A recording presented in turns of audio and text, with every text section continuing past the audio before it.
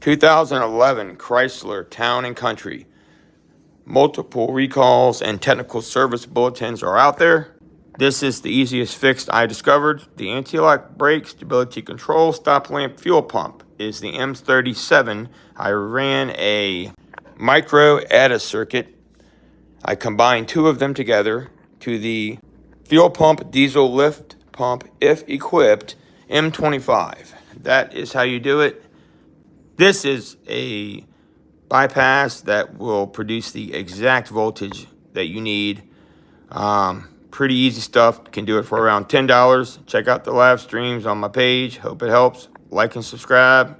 See you later, guys.